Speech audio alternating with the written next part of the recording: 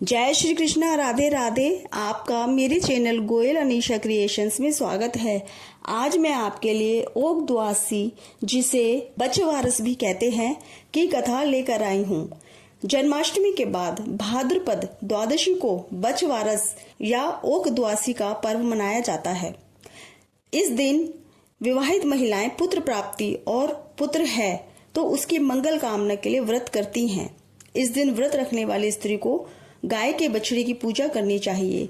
गाय का बछड़ा ना मिले तो बछवारस की पूजा के लिए मिट्टी का गाय का बछड़ा बनाकर भी पूजा की जाती है। इसके लिए सबसे पहले मिट्टी को गीला करके मांड लें। उसका मांड कर पटरा रखकर उस पर मिट्टी से घर बनाते हैं। घर बनाकर उसमें 7 बेटा 7 बहू मिट्टी के बनाकर रखे जाते हैं।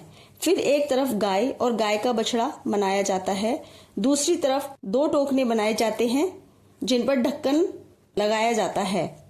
उनके अंदर रात के भीगे हुए चने और मोट भर दिए जाते हैं। इसके बाद 7 बहू और बेटों को तिलक लगाया जाता है। हाथ में चने और मोट लेकर कहानी सुनी जाती है।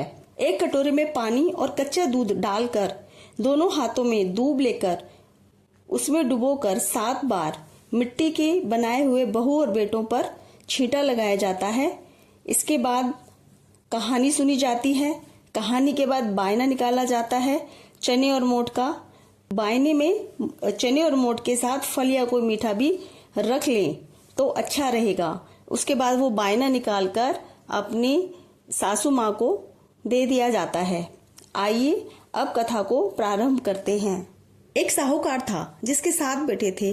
साहूकार ने एक तालाब बनवाया, लेकिन 12 वर्ष तक वह तालाब भरा नहीं। साहूकार ने पंडितों से पूछा कि मेरा तालाब क्यों नहीं भरता। तब पंडित ने कहा कि बड़े बेटे की बलि या बड़े पोते की बलि चढ़ाने से तालाब भरेगा। तब साहूकार ने अपनी बड़ी बहू को पीहर भेज दिया और बड़े पोते की बलि चढ़ा दी। तब घनघोर घटा छाई और तालाब भर गया। तब साहूकार पूजा करने जाने लगा तो लोग भी तालाब की पूजा करने जाने लगे। जाते समय अपनी दासी से बोले, ग्यूला धानुला यानी कि चने और मोट बना लेना। साहूकार के गाय के बच्चे का नाम भी ग्यूला धनुला था। गाय के बच्चे को ग्यूला धानुला समझकर पका दिया। तब साहूकारनी ने गाजे बाजे से तालाब पूजा।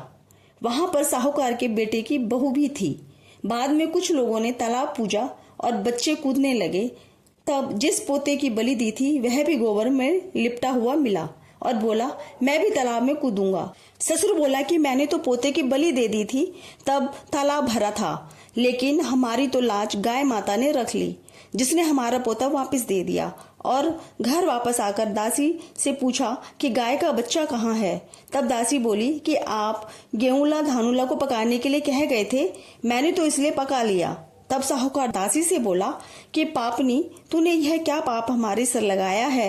एक पाप तो उतार कर आए थे, उससे पहले ही दूसरा लगा दिया। फिर साहूकारनी उल्टे पड़ गए और सोचा कि अब गाय आएगी तो उसको क्या जवाब देंगे। पीछे साहूकार ने एक हंडिया में गाय के बच्चे को डालकर एक गड्ढे में दबा दिया। शाम को जंगल में से गाय आई और बच्चे को नहीं देखकर चिल्लाई और हंडिया खोदने लगी। तब उसमें से उसका मिट्टी में लिपटा हुआ उसका बच्चा निकला।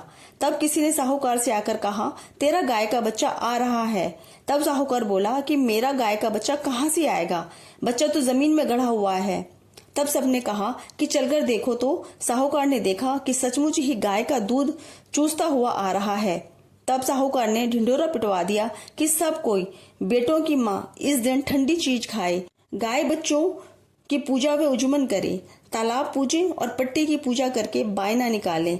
हे बछवारस माता, जैसे उनको फल दिया वैसा कहने सुनने वाले को भी देना। इस प्रकार से ओक द्वादशी या बछवारस की कथा संपूर्ण होती है। जय श्री कृष्णा, राधे राधे। मेरा आपसे निवेदन है कि मेरे इस चैनल को ज्यादा से ज्यादा लाइक, शेयर और सब्सक्राइब जरूर करिएगा। जय श्री कृष्णा, राधे राधे।